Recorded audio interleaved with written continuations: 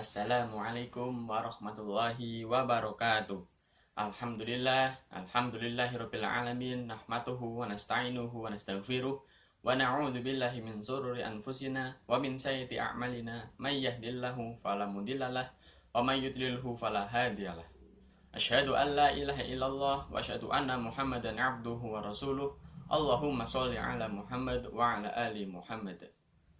Yang pertama, marilah kita panjatkan puji syukur kehadirat Allah Subhanahu wa taala yang telah memberikan kita berbagai macam kenikmatan, terutama nikmat iman, Islam, dan nikmat kesehatan.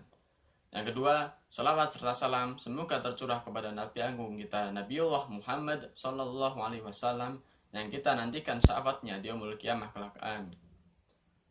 Pada kesempatan kali ini, saya akan membawakan sebuah topik, yaitu perjalanan menuju akhirat.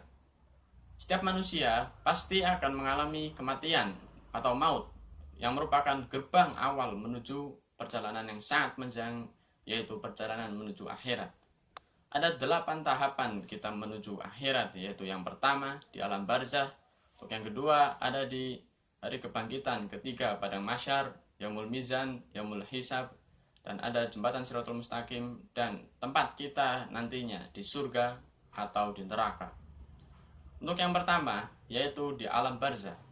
Alam barzah ini alam kita di mana di dalam kubur, yaitu kita akan ditanya oleh 2 malaikat, yaitu Munkar dan Nakir.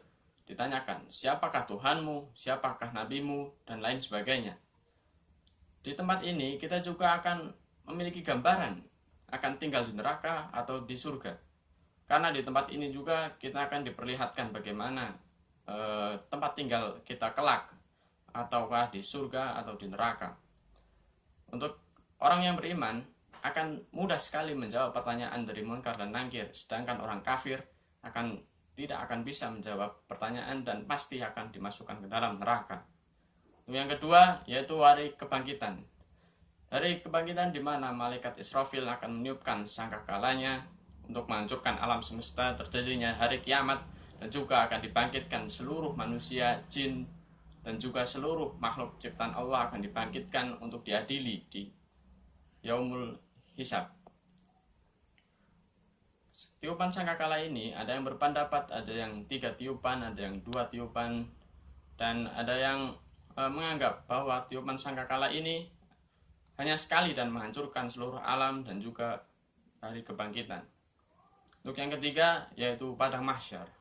Padang mahsyar ya ini padang yang sangat luas, yaitu di mana seluruh manusia akan dikumpulkan menjadi satu dan akan menantikan pengadilan dari Allah Subhanahu wa taala. Dan di padang mahsyar ini manusia juga akan didekatkan matahari di atas kepala mereka. Untuk yang keempat, yaitu yaumul mizan, di mana seluruh amal buruk dan amal baik akan ditimbang, apakah berat amal buruk atau berat amal baiknya. Dan ini akan menentukan manusia masuk neraka atau surga. Dan jika amaliyahnya itu banyak yang baik, ya otomatis dia akan masuk surga, sedangkan yang buruk akan masuk neraka. Dan ini timbangan ini ditimbang dengan seadil-adilnya, tidak ada namanya timbangan tidak adil, karena ini pengadilan Allah dan ini sangat adil, tidak bisa diganggu gugat. Untuk yang kelima, yaitu yaumul hisab, di mana golongan jin dan manusia akan menerima catatan amal baik dan catatan amal buruk selama mereka hidup di dunia. Ya, catatan amal baik ini akan diterima oleh manusia di tangan kanannya, sedangkan amal buruk akan diterima di belakang mereka. Untuk yaumul hisab ini, yang pertama dihisab yaitu sholat mereka, karena sholat ini merupakan tiang agama dan sangat wajib dilaksanakan. Maka jika sholatnya baik, maka amal yang ke belakang juga akan baik, karena yang pertama dihisab oleh Allah yaitu amalan dari sholat mereka. Karena sholat ini merupakan ujian yang sangat berat di dunia, bahkan 5 kali sholat 5 waktu, manusia juga memiliki rasa malas untuk melaksanakan sholat, dan ini merupakan ujian yang sangat berat bagi manusia di dunia. Untuk selanjutnya yaitu jembatan Shirathul Mustaqim. Jembatan Shirathul Mustaqim yaitu titian atau jembatan yang dari rambut, satu helai rambut dan tajamnya seperti pedang, dan ada orang yang melewati dengan sangat cepat bagaikan kilat, dan juga ada yang melewatinya dan merangkak, ada yang gelantungan sesuai dengan amal mereka. Orang yang beriman dan menjalankan segala perintah Allah, maka mereka akan melewatinya dengan cepat bagaikan onta, bagaikan kilat. Dan jika amalnya buruk atau orang kafir, maka mereka akan jatuh ke dalam neraka, ke dalam jahanam. Dan juga ada yang merangkak pelan-pelan, ada yang pelan-pelan menuju surga. Dan jembatan ini terbuat dari rambut, satu helai rambut, dan sangat tipis. Bahkan tipisnya ini melebihi satu helai rambut dibagi 7. Bayangkan teman-teman, bagaimana kita melewati sebuah jembatan yang hanya satu helai rambut. Dan ini sangat menentukan antara kita di neraka atau kita melaju ke surga. Oleh karena itu, amal kita sangat penting di sini, karena yang dihitung itu amalnya. Ketika amal kita baik, maka kita akan melewati dengan sangat mulus, dengan sangat mudah, dimudahkan oleh Allah Subhanahu wa taala untuk melewatinya. Ya, untuk selanjutnya itu surga. Surga ini adalah tempat idaman bagi semua orang, dan hanya dihuni oleh orang-orang yang beriman, orang yang rajin sholat, orang yang beriman kepada Allah, bertakwa, dan orang-orang mukmin lainnya. Di surga ini ada 7 tingkatan, yang mana semuanya itu baik, karena di surga ini tidak ada namanya kesusahan, tidak ada kegelisahan.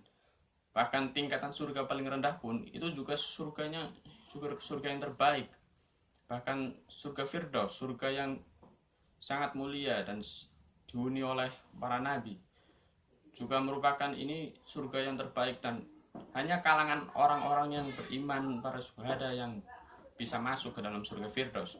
Dan untuk surga ke bawahnya itu juga surga yang baik, karena surga ini disediakan hadiah oleh orang-orang yang beriman kepada Allah dan bertakwa di dunia, memikirkan akhirat, tidak hanya memikirkan dunia, karena dunia ini hanya senda gurau semata. Untuk yang terakhir yaitu neraka.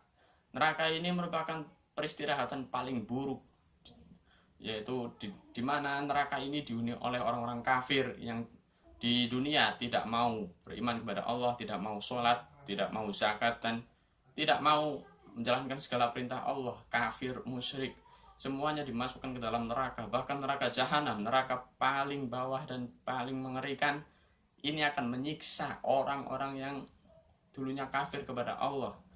Dan mereka ingin keluar dari neraka, tapi tidak bisa, karena ada penjaga yang selalu siap menjaga mereka tidak akan bisa keluar dan terus menyiksa selama-lamanya, abadi di sana.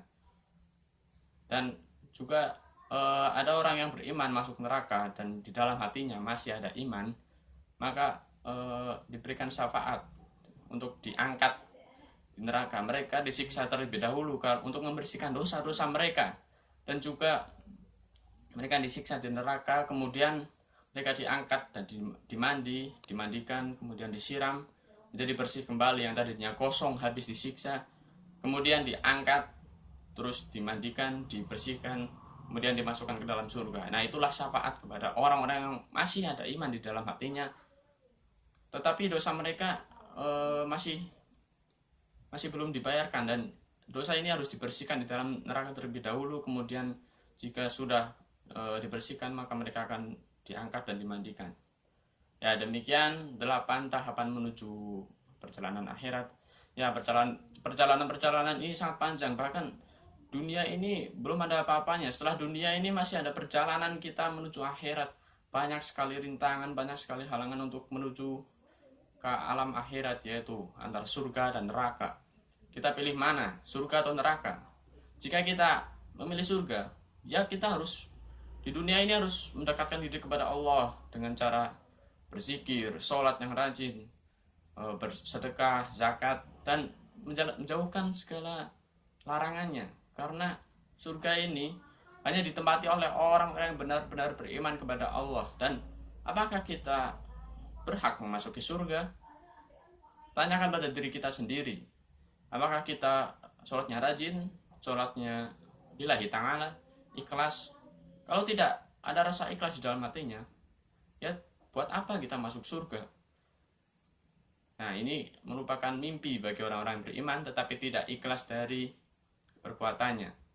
Ya, semoga kita diberikan kemudahan oleh Allah Subhanahu wa taala untuk menuju alam akhirat dan bisa memasuki surganya Allah Subhanahu wa taala. Amin. Wabillahi taufik wal hidayah. Wassalamualaikum warahmatullahi wabarakatuh.